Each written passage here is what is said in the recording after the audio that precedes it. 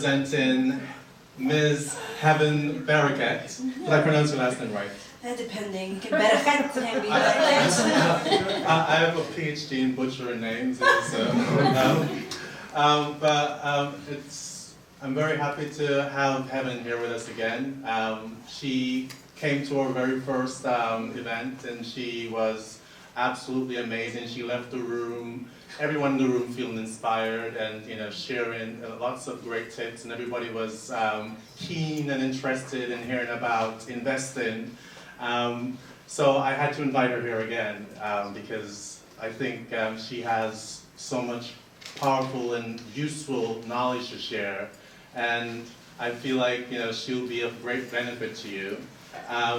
So with no further ado, I just want to kind of everybody should just join me in just welcoming Ms. Heaven Bereket. And hopefully I will not just leave you inspired, I hope at least 50% will be going from here to be inspired to do actions. That's what I'm aiming for. Let's see if I can manage to handle this. There we are. So my name is Heaven. I'm going to talk about maybe 50% of what I do on a daily work. I will probably talk about these 3 companies that I'm involved in. BOBE, which is an edtech company invested in Ethiopia. We have a headquarters in Addis Ababa, but also Dakar in Senegal. What we do at BOBE is we train and upskill IT talent. So they're just in Ethiopia, we have 20,000 graduates from computer science literally every year, but there's no jobs. And the education system in the university is also very poorly, which doesn't make them get a job, because we don't have the system when it comes to internship. So they go through our training tracks, we specialize them, and then we outsource them from Ethiopia, Kenya, and Senegal to companies. It can be corporates like Iggesund and Orange, but it can also be miners, startups. We have even a startup program. So that's what we do there. Pangea is a Norwegian-Kenyan company, where I'm the Swedish manager there. What we do is investing. So we have an accelerator program in Kenya, where we try to accelerate African startups in Kenya and Nairobi. And then we match them with investors in the Nordics. It can be investors who have never done this before, but it can also be investors that have been doing it before. And then our Bambino Foundation, which is the organization I started 9 years ago, we provide healthcare and tech education for children and young adults up to 25 in Ghana, Kenya, and Ethiopia, hopefully Rwanda next year. So, this is me. Here I am, 2 years old, which is actually, if you ask my mom, she would tell you guys this is the happiest moment in her life. And you can wonder why, right? But in that moment, my mom, we were in Kiruna. There are refugee camps in Kiruna and Iggesund. They're still there. And we end up first in Kiruna, and then they transferred us to Iggesund. And at that moment, just a few months after my little brother was born, they told us we were able to stay in Sweden. And my mom thought this was the happiest moment ever. So she wanted to tell her child, me, that we were able to stay in this country because she was really relieved. But all I heard was leaving my toys, leaving my friends.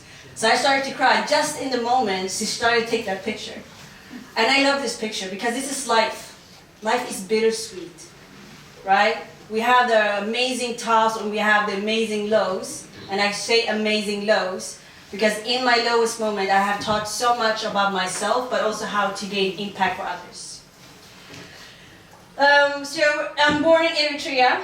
We had Alemi also here, so and Asmana. So it was quite far, as you guys know. For you who doesn't know where Eritrea is, I know in the beginning when I started to learn almost alone about the African continent, I really didn't know much more than East Africa. So I'm gonna have this lesson for you all. Eritrea is here, and way up to Sweden. You guys know where Sweden is. So this is me. I'm a nerd. I'm a proud nerd. And 1.5 years ago, I decided to be public. Public meaning in talking at events like this, I always get shaky. Public meaning being talking about my work I've been done since 2010. And then it started to rumble because people didn't know about me. Didn't know about Bambino Foundation. Everything has been organic, thanks to tech. That's why I love tech. I'm also Swedish first female crypto specialist. For me, like, quite weird. I'm far from the first one in Africa continent. I'm like this. They also ranked me as top 30 of female leaders in Sweden.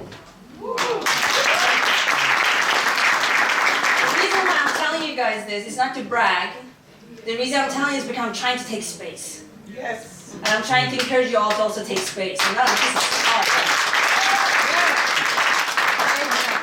So last year, things started to shift. So they ranked me and I won 25,000 SEK for Swedish Young Entrepreneur 2018. And you can see what I'm wearing.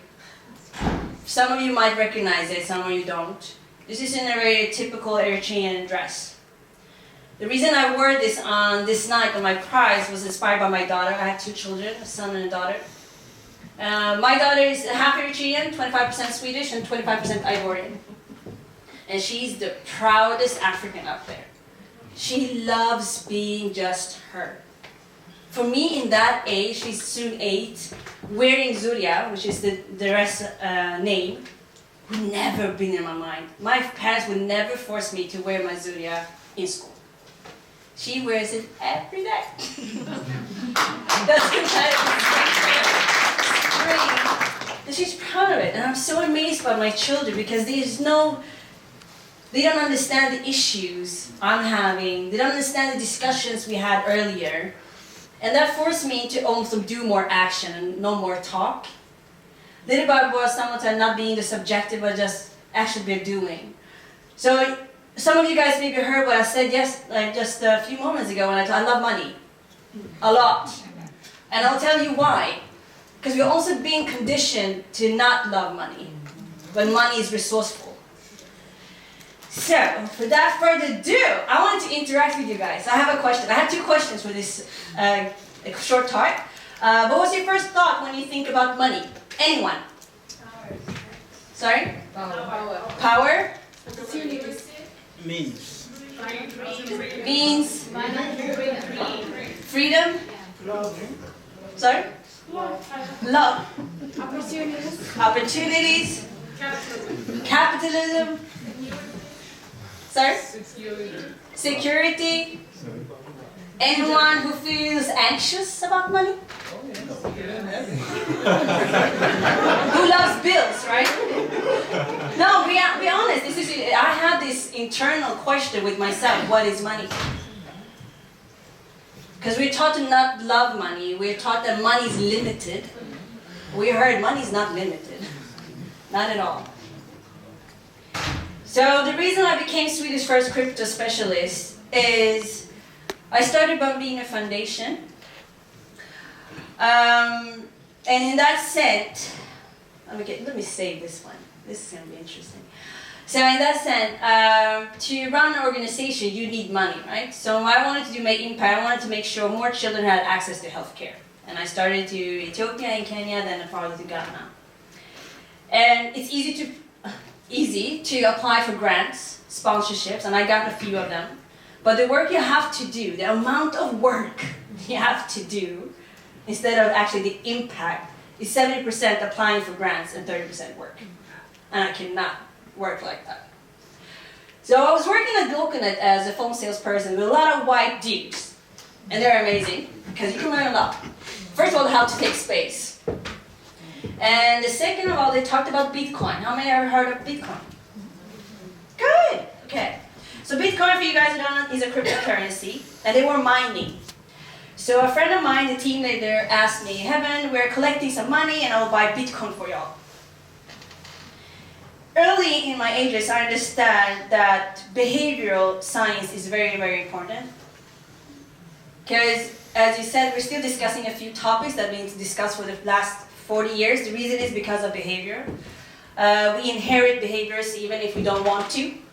Trust me, when I got a parent and I thought I'm not going to be as my mother, that's the first shock you get. You do inherit a lot without even realizing. And I said, sure, here's $100. And he bought my first Bitcoins. The reason was it because I didn't think the blockchain technology would be the first next internet thing. This was because I was watching people. If you are old enough, remember when we got iPhone 3? Who are old enough to remember iPhone 3? Some? Okay, few. But the thing with iPhone 3 was actually got Wi-Fi on the internet. That was the first time you actually could do a transfer with money within your phone. I saw people stop going to the ATM. I saw ATM closing down. So for me, seeing that cryptocurrency, Bitcoin, will be a digital currency was not weird. Because people already started to ship. This was before Swish. We were transferring money even to 3 to 5 days. We did it. So the behavior was very interesting. And then Swish and other types of entities and companies started to capitalize on our new behavior. But money, for a lot of people, is a negative thing. We all have bills to pay. We stress about it. And if it's me as the first or second generation where you want to cut me in or put me in a box, money is actually a discussion you have heard a lot of. Maybe you were not aware of it, but probably when you was a child, you heard your parents sending money to someone to save someone. You heard people sending money to make sure they were eating. You heard you were sending money to make sure they got married. It's a part of what the culture what we heard, especially if you're in diaspora. It's nothing weird. But we also, in that sense, have this feeling that money first is important. Even people say it's not important. Money is very important. We hear that money is evil. Money is not evil. Money is a resourceful tool. It depends on how you actually use it. If you use it to evil stuff, then you are evil, not the money. You can't say the pen is evil, but you can write nasty thing with a pen, right? But you can also write absolutely beautiful things with a pen. So I'm a pharmacist who became Swedish crypto specialist.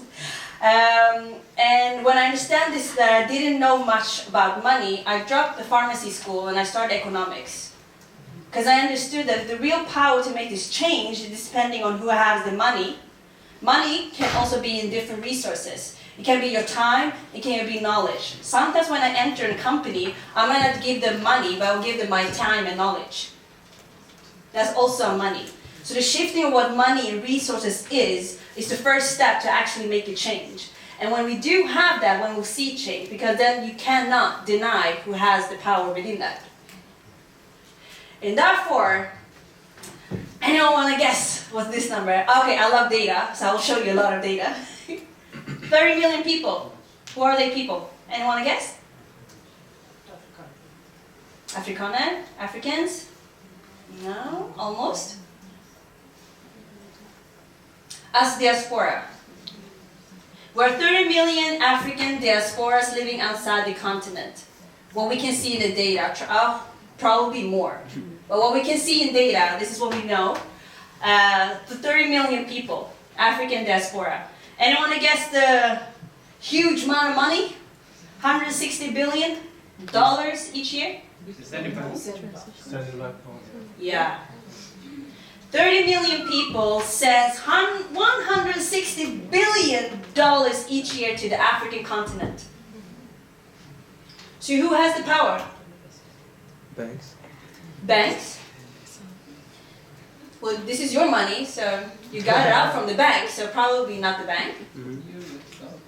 Exactly.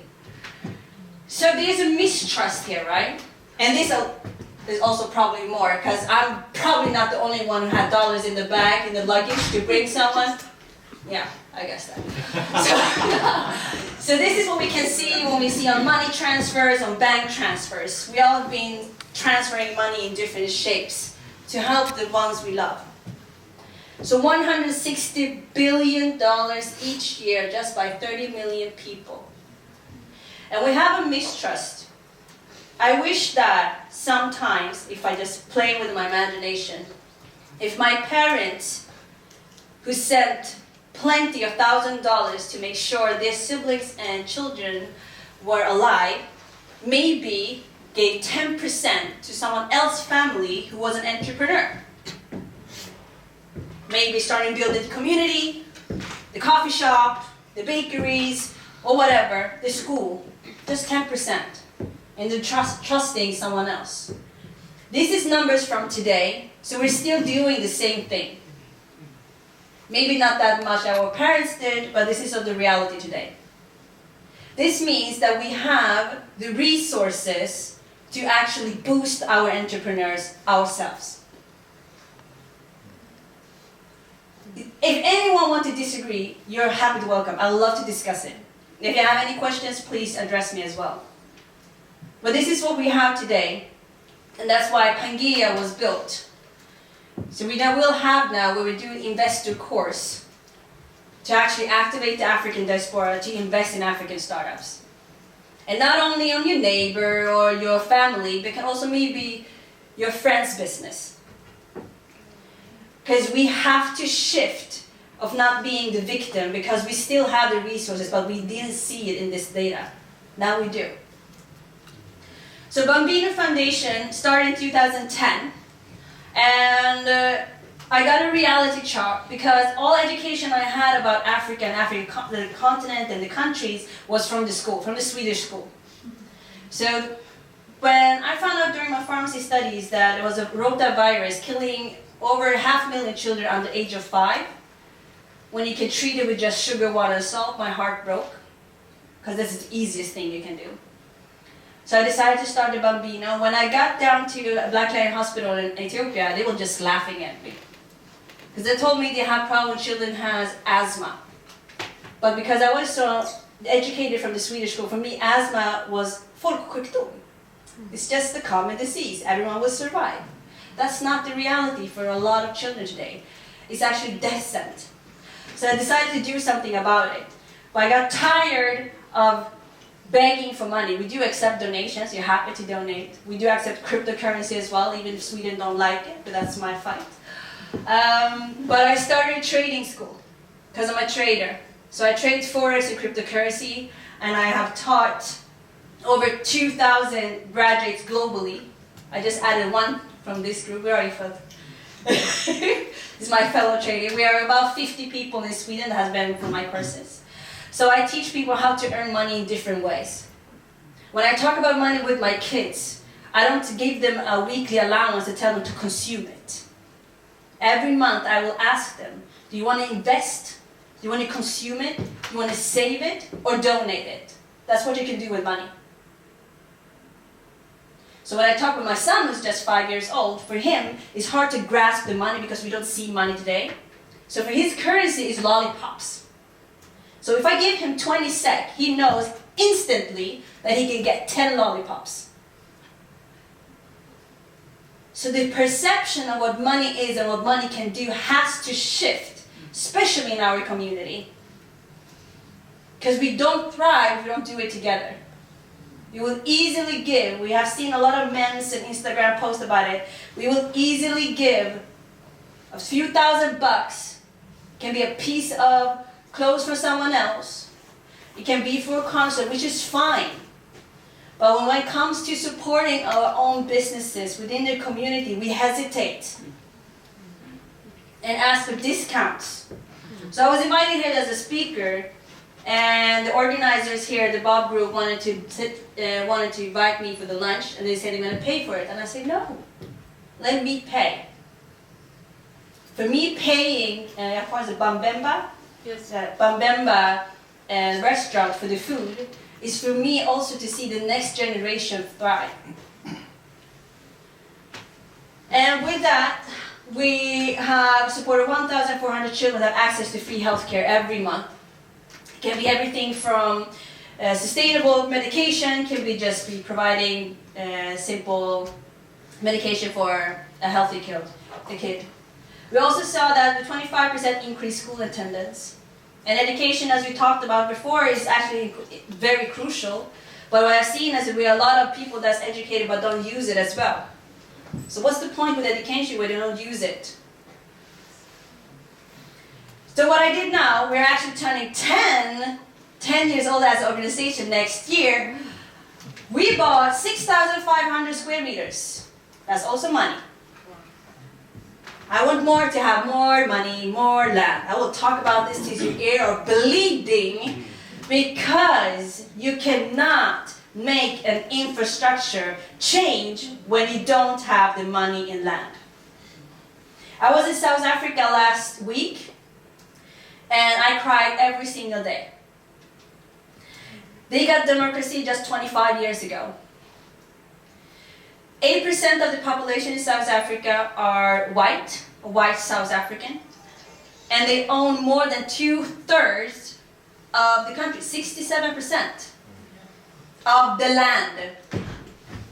So tell me how the black South Africans is gonna even have a chance and to add on the opportunities, even if they're providing free education. Who's owning it? Where are the money flowing? And it's the same discussion I have even here in Sweden. And now we're starting to see the second generation, the third generation have access to money, but we don't invest in it in any smart way. And it's not our fault, we haven't been taught. The school didn't teach us as well. So what I did now, this is in Addis Ababa. So we bought 2,500 square meters and one that's 4,000 square meters. We were going to build a school, eco-village, shelter housing, and health center. The reason behind it is what's very interesting in African countries right now. Is every type of revolution that happens in Europe is happening simultaneously. Gay rights, women's rights, Me Too, everything in the same thing. So I decided to go big. Second project is the Bambino Clinic. It's going to be funded with Swedish tax money. Yes, you can apply for Swedish tax money. We have paid that. So you can apply for that money and my own money. And we are starting also a crowdfunding so for individuals to actually get involved. I think we're over 100,000 now. And the most interesting, this is going to be my tech nerd. So this is how the clinic is going to look like. There is a Sudanese Swedish. He's born in Sweden. His parents are from Sudan. And he won a prize for a technique on how to build sustainable housing. Of course, he left the country, so he lives in South Africa now. But we're using his technique to build the buildings, so everything is going to be techified and sustainable. We're going to use...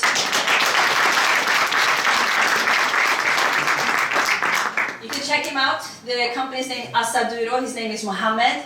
Awesome guy. And what he does, he uses the local materials in each African country. He's built houses in South Africa, Ghana, Benin, all over. So you use the local material, add his technique, which means you don't have to import cement from China or glass from Sweden. You can actually do things there. And he can teach you the technique so they can still build it. It's everything, it's solar, everything, even waste management, which is amazing. So in that process now, we're building the school first. We'll probably be done with that in March. This is the drawing I got now. That's going to be a multi-purpose. So on the day, it's going to be school. On the nights, we're going to have courses within trading, financial inclusion, family planning, tech.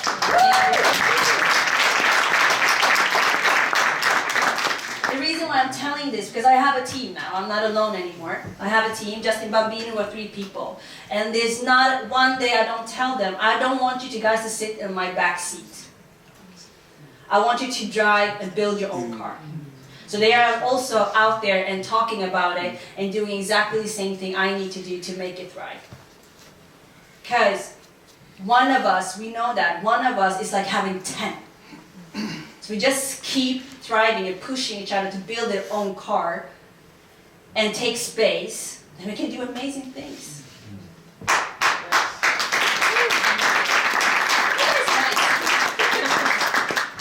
Okay, who can tell me who this guy is? Yeah, boy. Almost. Facebook. And what was his name? Wow, inacquiring even. Tell me who this is. And then there's 70% black people in this country.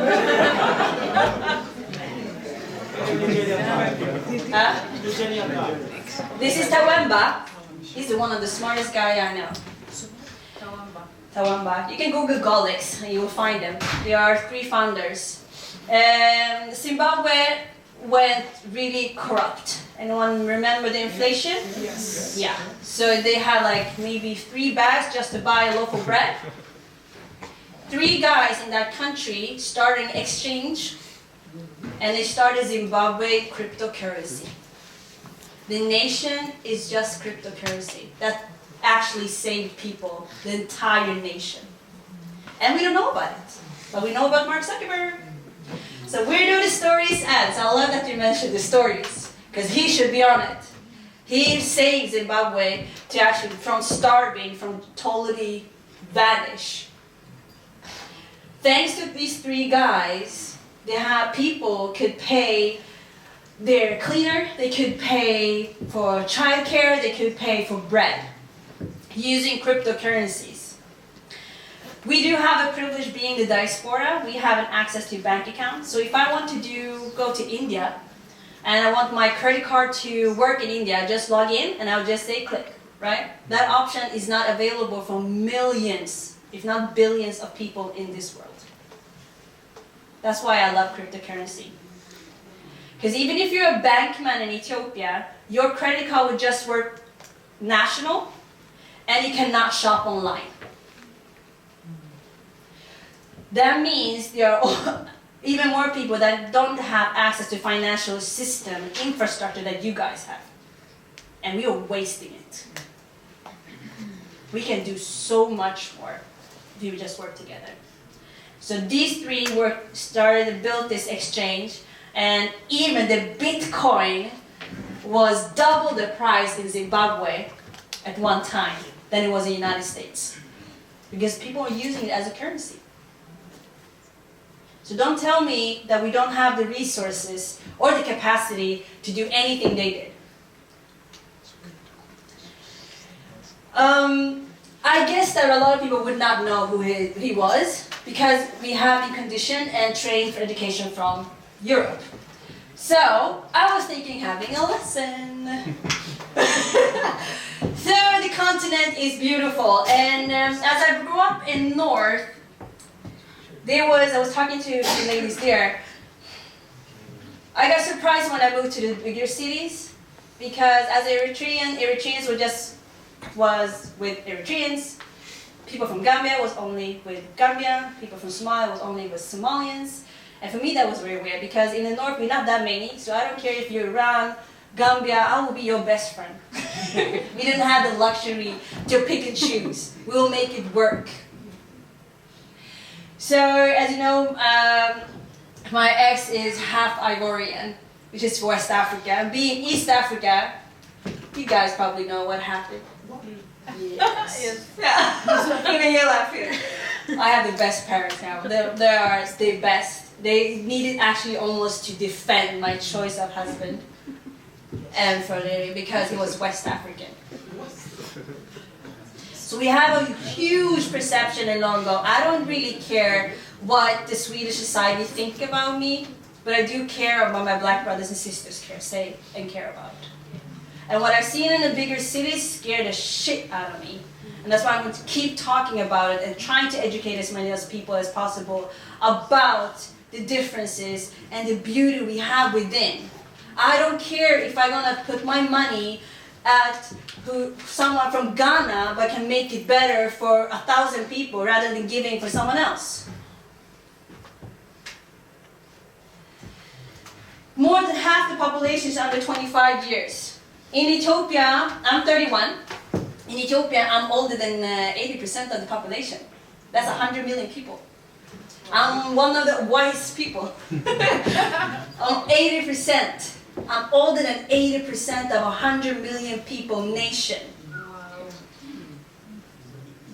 Last year, I was invited with a lot of blockchain events, and they were talking about, Heaven, it's amazing that you as a black and woman who's interested in blockchain technology. I was like, what? Am I the only one? Yeah, there's no one in Sweden. No one is interested in Sweden. Really? Okay. Give me 2 months. And I started in blockchain education, and we actually taught 100 people in Sweden, 50 people in Ethiopia, 50 people in Senegal. 73% of them were women. We have school nurses. resources. It's not about availability, right? Because the perception they're out there, we have to question it and then do something more about it. And we cannot be the victim because the tech has allowed me to do things I could never imagine. I've been connecting to so many people that I would never be meeting. But we also have this mental hindrance we need to talk about. I love Africa. I love the entire continent from all over the heart. And I'm working on it. Sometimes we try, with my team, we try to talk about that we are like Robin Hood. We're trying to take money from different instances like SIDA and Sweat Fund and everything, because I know my parents paid a lot of tax money. And we're actually doing that. So next year, there will be something you as an African diaspora can be part of. We're getting funding to do online investing courses to activate the diaspora to invest in African startups. Wow. And you can do this with 100. Because when I started, I didn't have millions when I started. People forget how easily, because I've been in this business now over 10 years, I did not start with millions. I start with $100, about 1,000 SEK, and I build it up.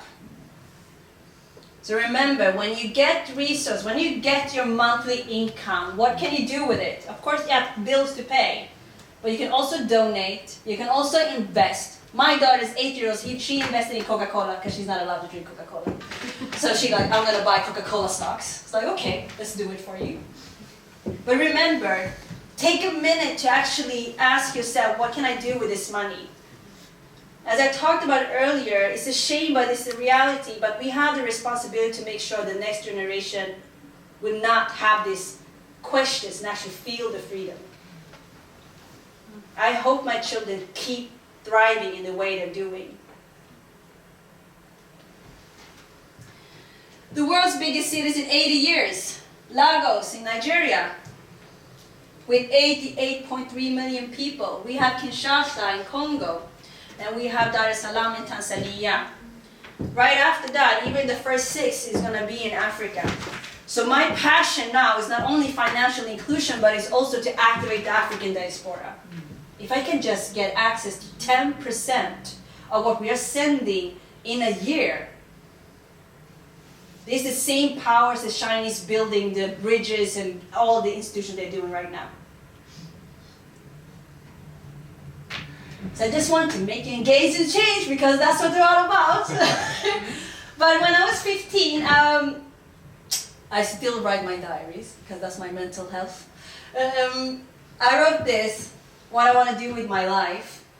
And I told myself that I'm here to have a human, physical, emotional experience. And some people just think that about sex, but it's not only about sex. There's also emotional, the connection to people. I don't care if you're not Eritrean. For me, it's like so weird, especially in Stockholm now. I'm talking, maybe it's here, same in Gothenburg, I don't know. But for me, it doesn't have to be an Eritrean for me to connect. You can be from Benin, you can be from Rwanda, I don't care. For me, it's like, how can we engage in each other to boost our businesses together? That's it. I don't care if you're Muslim, I don't care if you're gay, I don't care. And I want to use that experience to contribute to collective consciousness for the greatest and highest good of all humanity. So I'm raised up Orthodox, which half of Eritreans are, but I left church when I was 10. My dad allowed me, and I'll tell you why. So my dad is a funny man. So he said, okay, you want to leave church? I was like, yeah, I want to leave church. And he asked me, okay, can you give me a legit reason? And I told him that I feel closer to God outside church than inside. And he said, okay, I can't argue with that. He said, as long as you pray or do what you need to do to be a better person, you're free to go. And then there's that one I wrote this. Because I'm still spiritual, but maybe not religious. And you can do whatever you kind of want, as long as you make sure you are thriving and your next of kin are. Yeah, join us.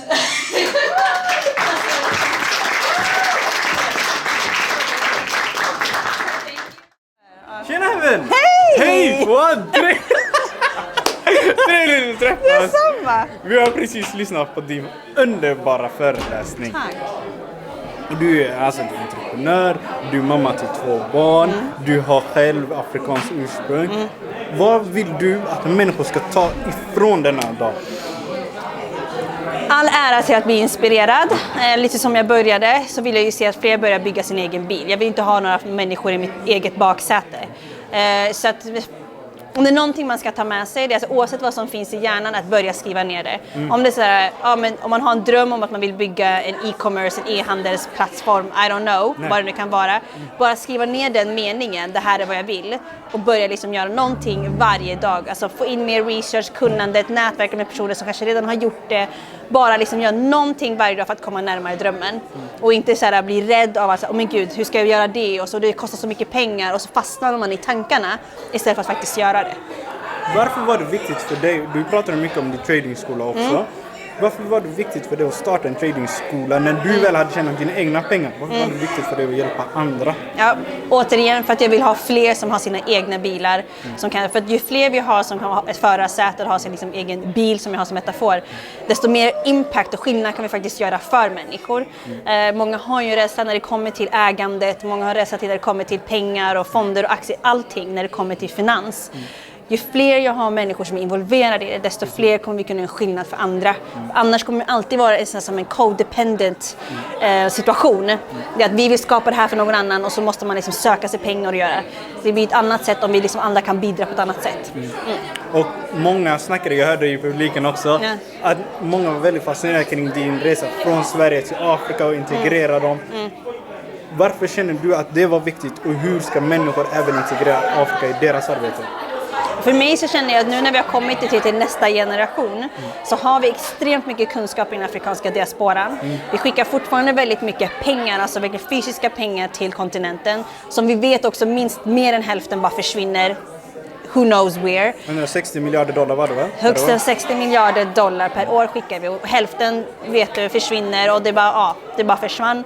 Tänk bara få liksom 5% av dem och vi bara investerar i infrastruktur, liksom i startups, i bolag. Kanske jag ska investera i din familjs bolag istället för att så då får vi den här hållbarheten och långsiktigheten istället för att vara alltid igen liksom beroende av bistånd och bidrag. Så då tror jag att entreprenörskap kommer vara liksom vägen ut eller vägen fram. Och sån stor entreprenör här i Sverige idag. Vi har ett segment där du får ge 3 tips till framtida entreprenörer som ser ut som dig. Okej. Vad är dina 3 tips? 1, räkna med att det gör ont. Det är inte lätt att bygga företag, det är inte för alla. Nej. Det är inte det, men du kan hitta ändå olika sätt som du kan involveras i det. Det kommer kosta dig mer än vad du faktiskt redan tror. Då pratar inte jag bara om pengar, tid, relationer. Du måste vara uthållig och älska verkligen de här downloads som kommer garanterat. För det finns någonting där du kan lära dig för att kunna applicera på din business. Ja. Och som sagt, vi är väldigt många nationaliteter här, många som lyssnar på dig. Vilken nationalitet representerar du ikväll? Just nu är eritrean och svensk. There we go, ladies and gentlemen. Tack så hemskt mycket för din tid. Tack så mycket! Där har vi det.